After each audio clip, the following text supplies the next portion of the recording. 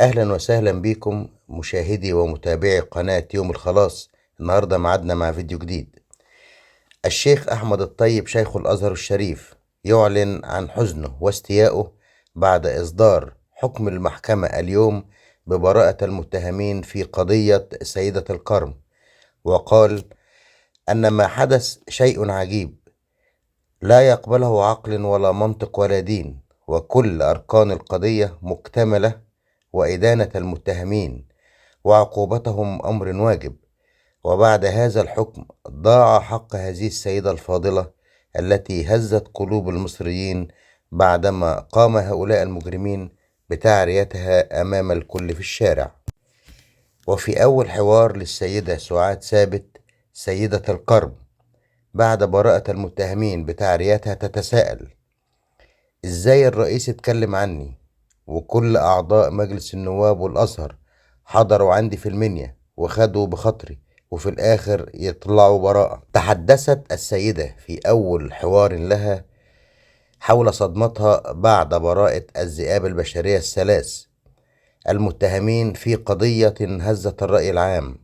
السيدة ظلت تستعيد الذاكرة في أحداث مايو 2016 وهي تروي لحظات دخول المعتدين منزلها وتجريدها كاملا من ملابسها، ثم سحلها لخارج المنزل بشارع القرية أمام مرأى ومسمع الجميع، ثم قاموا بنهب ما بمنزلها المكون من 3 طوابق، ثم أشعلوا النيران فيها. قالت السيدة سعاد: كيف يحكم القاضي عليهم ب10 سنين ثم يعود ليعطي البراءة؟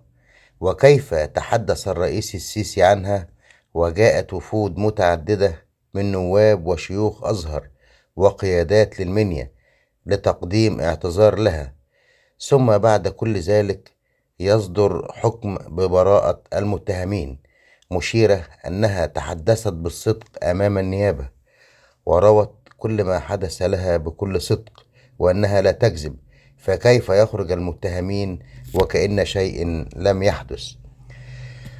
واستمرت السيدة في حديثها قائلا: كنت أنتظر اليوم أن أخذ حقي بعد بهدلتي وتعريتي وحرق بيتي وطردي من القرية، وعيالي كلهم مشوا وهجروا برا مصر بعد اللي حصل، ما قدروش يقعدوا وأنا قاعدة وحدي مع زوجي وعمره 83 سنة، وكنت صبرة إن آخد حقي بعد كل السنين دي، ربنا يرجع لي حقي، لكن مش عارفة إزاي القاضي حكم وفين العدل، فأنا في صدمة وأشعر بظلم، وكنت منتظرة رد حقي، ومرة القاضي يتنحى ومرة ياخد براءة. وبدأت الأم المسنة تتحدث وتقول: بعد حفظ القضية حسيت بالظلم، وده ظلم إنه ما ياخدش حق واحدة اتبهدلت بعد ما قام نظير إسحاق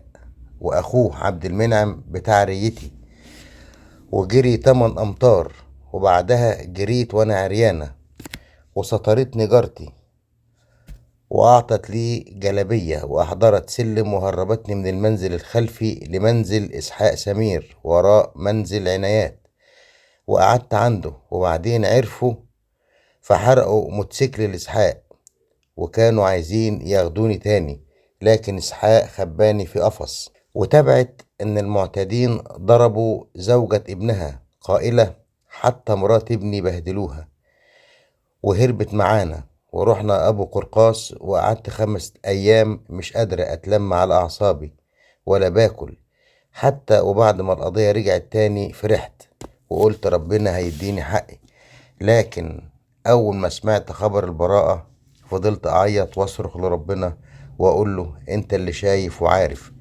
وشاهد على اللي شفته، أنت ترضى يا رب. ورفضت كل ضغوط الصلح وارتضيت بحبس ابني ظلم، وقلت مش هتنازل عن حقي ولا حق ولادي، ولكن أنا حاسة إني لسه عريانة ومحدش غطاني لما سمعت ببراءة المتهمين. وطالبت السيدة الجميع التضامن معها ومساندتها حتى الحصول على حقها، وقالت: بدعو كل الناس الكويسة اللي وقفت معايا تقف معايا لحد ما اخد حقي، وبشكر كل الناس الكويسة اللي واقفة معايا، لأن أنا ست غلبانة ومليش غير ربنا، وربنا هيجيب لي حقي. وبطلب الرئيس السيسي اللي اتكلم عني وهو أب لكل المصريين إنه يقف جنبي لحد ما أخد حقي. أسدلت محكمة الجنايات الستار على واقعة تعرية سيدة القرن، وإذ أصدرت حكما ببراءة المتهمين الثلاث المتورطين في القضية المعروفة إعلاميا بسيدة القرن. وشمل الحكم كلا من نظير إسحاق وشقيقه عبد المنعم ووالدهما إسحاق بعد 12 شهر من صدور حكم غيابي بمعاقبة المتهمين بالسجن لمدة 10 سنوات.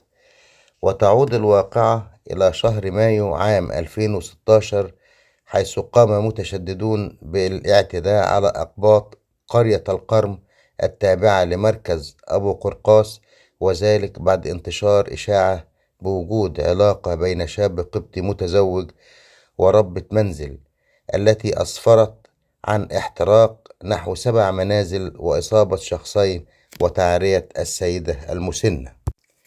وكان المتهمين قبل حكم النقد رفعوا قضية تعويض ضد سيدة القرن بعد الحكم الصادر ضدهم بالبراءة في ديسمبر 2020، وتم التصدي لها لأن الحكم أمام محكمة النقد. وقال محامي السيدة أن المتهمين لا يمكنهم طلب تعويض من السيدة الآن، لأن هناك اتهامات وقضية كانت ضدهم، وأن النقد جاء برفض طعن النائب العام نظرا لأن نيابة النقد قدمت مذكرة بالرفض على طعن النائب العام، ولذا ولوجود خطأ في الإجراءات تم رفض الطعن المقدم من النائب العام الخاص بالشق الجنائي. ويأتي قرار اليوم لتأييد الحكم الصادر في 17 ديسمبر 2020 من محكمة جنايات المنيا ببراءة المتهمين الثلاثة في قضية تعرية سعاد ثابت عبد الله والمعروفة إعلاميا بسيدة القرم. أصبح نهائيا جاء الحكم في جلسة 9 يناير بعد ما يقرب من عامين على تقديم النيابة العامة الطعن بالنقد رقم 3070 لسنة 91 جنايات في 10 يناير عام 2021.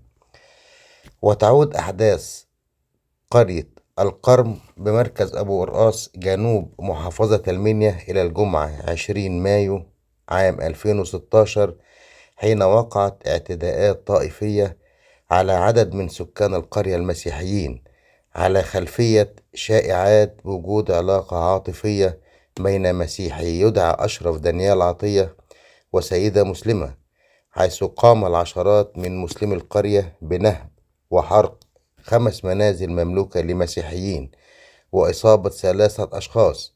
كما تم الاعتداء على السيدة سعاد ثابت والدة المسيح المتهم وتجريدها من ملابسها وسحلها أمام منزلها، بالإضافة إلى تنظيم مسيرات جابت شوارع القرية تخللها ترديد هتافات عدائية تجاه المواطنين المسيحيين بالمجمل. وبكده نكون وصلنا لنهاية الفيديو.